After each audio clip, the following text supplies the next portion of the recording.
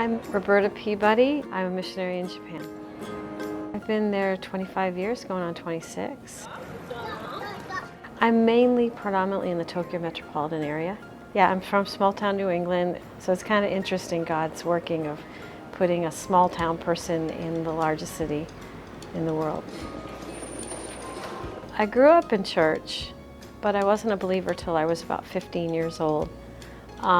I really never met a missionary until our church got a new pastor, and his brother was a missionary in Japan. And my pastor's brother invited me to come to Japan to do a summer program, and just teaching English in a Japanese church. And it was very humbling. So I returned home from Japan, homesick for Japan. God really made it very clear that I want you to go to Japan. I started working with Returnees, and Returnees are Japanese people that have been overseas, and they come back to Japan, many of them as new believers in Christ.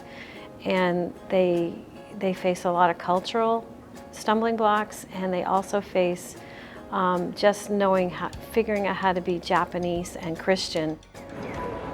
I'm trying to connect them with other Christians and fellowship and ministries and churches so that they can get established and be witnesses in their workplace. And so that's why it's really important to encourage them, because if they can get through that difficult adjustment time, that reverse culture shock, then they're more likely to be those lights that they only can be in Japan.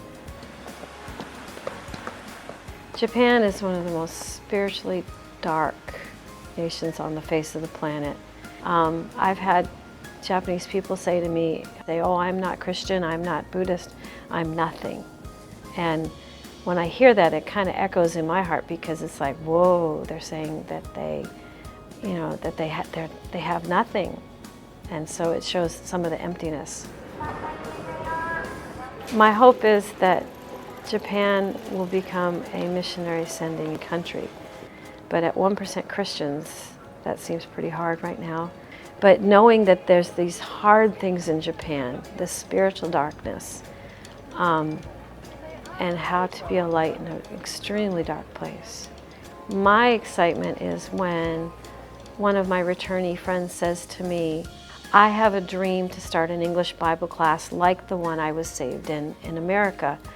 And so when a returnee says, "I have a dream," I'm like, okay, I'm all about how can I work with you to make this happen. If I can just come alongside and encourage a Japanese returnee just to hang in there a little longer, that just makes me real happy.